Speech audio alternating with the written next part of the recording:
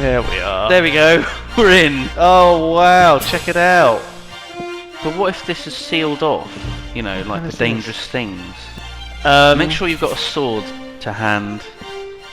Oh Christ, it's very dark down there. Do you have torches? Head on through. Okay. Buy not your soul. This is a magnificent spectacle of ancient engineering. It's amazing. That's cool. So we're at bedrock level. Oh my god. We're down deep. So why are we here again? I don't know, this is what old Peculiar's father was investigating. This coffin belongs to a Magnus Two Suits. It must be thousands of years old. Let me see what this massive wall of text entails. Ooh, a big wall of text. How very interesting for our viewers. Magnus Two Suits was once a young man who lived many thousands of years ago in an ancient city of Erebor. The city was renowned as a hub of culture and science. As a student in the School of Magic, Magnus was known for his exceptional intelligence, ambition, and charm. However, Magnus was also deeply troubled by the formulaic nature of contemporary life, and his insatiable lust for power would eventually eclipse his good nature and lead him estranged from society. As a teenager, Magnus became obsessed with the idea of achieving immortality. He discovered the existence of portals, constructs which contained a piece of a person's soul and allowed them to live on even after death. Magnus decided to create his own portals to ensure his own immortality, and in doing so, he split his soul into multiple fragments. At one time, the other side of the portals was a majestic landscape and pure to the hardships of the world. Magnus became increasingly enchanted by the dark arts and began to seek out information on how to become more powerful in order to control the world and dispose of the elites in exchange for himself. Magnus set out to acquire these objects to build his power. As he delved deeper into the dark arts, Magnus became more and more twisted and malevolent, and the portal started to decay and turn into a hellish landscape. He began to see himself as superior to others and began to view the rest of the humans as serfs to his. He also began to call himself Israphel, a name he believed would instill fear. Over time, Israphel's power grew, and he formed a cult of followers called the Cult of Israphel, who shared his beliefs in bringing about a new world order and the eradication of anyone who stood in opposition to this conquest. Israphel and his cult waged an ancient war which destroyed the city of Erebor and buried it underneath the sands of the desert.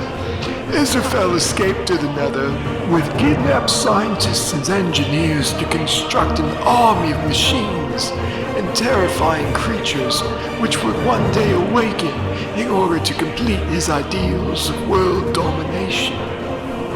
In the Sand War, Israphel's obsession with power and immortality led to his downfall. He had created so many portals that he had lost a significant portion of his soul, making him vulnerable to teeter on the edge of destruction.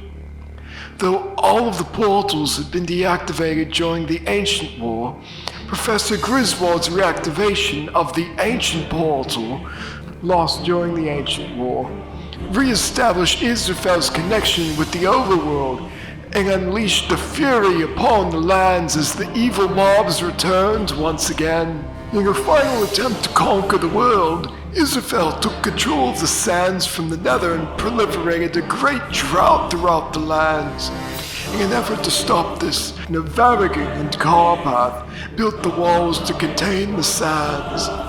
Israphel was very unpleased being halted by these mortals and sent forth the undead of Erebor under the direction of the zombie boss, a strange explosive creature directed by the creeper boss, and a swarm of mega spiders directed by the spider boss. Armed with Varigan's hammer infused with the soul of the dragon spirit, this hammer is able to break the bedrock, which is known to coat the master soul of Israphel contained within the heart of the Nether.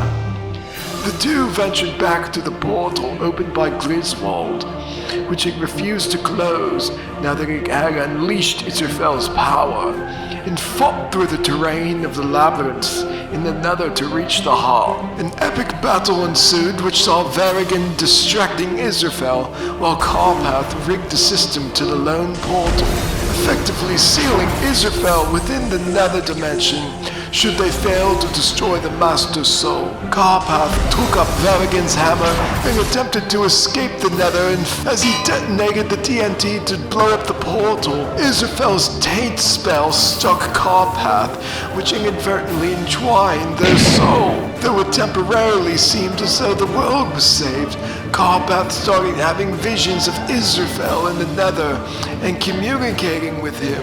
Israphel was then able to manifest himself in the overworld using Carpath's body as a grounding, to which he stole Carpath's wife to lower Carpath into the Nether again, so that Carpath could regain that part of his soul. One night, a manifestation of Israphel was caught by Carpath attempting to steal his son. Israphel engaged in righteous combat with Varigan's hammer on the manifestation. Carpath momentarily released the soul-bounding energy into his son. Carpath was oblivious to this as well as Israphel, so Carpath buried the hammer at the top of Varigan's tomb, atop of the ancient mound in the desert, supposedly located on top of the ancient temple from the lost city, and Carpath then went incognito with an strange group of the cult of Israphel to a new portal which they were constructing to recontact Israphel. Carpath followed them to the portal under Mistral City and used the same trick to blow up the portal from both sides, but this time sacrificed himself into the Nether to seal away Israphel for good. So long as another portal is never constructed, Israphel can never return to Minecraftia. But if he ever does, Varigan's hammer should be retrieved and the heart of the Nether should be destroyed to kill Israphel's master soul, thus putting him to an end. Should a hero fail to complete this, the mechanized army of Israphel in the Nether will awaken and destroy the world. It wasn't me. What have you done, dwarf? He doesn't look pleased. What is it that you've done? They know what we did, Lewis. They know that we built the portal. You utter morons! What made you think it would be a good idea to open an interdimensional rift to hell? Oh God, what have we done? I'm not sure what we've done. I feel guilty for doing it. Damn it all! We don't have much time left before the machines awaken. We should rally the defenses of Ikaria and track down Varigan's hammer. Quick, port to the portal. And if I know these Antiochs, I know where a portal is hidden. Now come, follow me out of this dungeon. Lewis, we've got to save Daisy. Sorry. We've got 3 days to save Daisy. You can't just sit and watch X Factor. I think we've only got 2 days now. There's only 1 day left. Let's do this.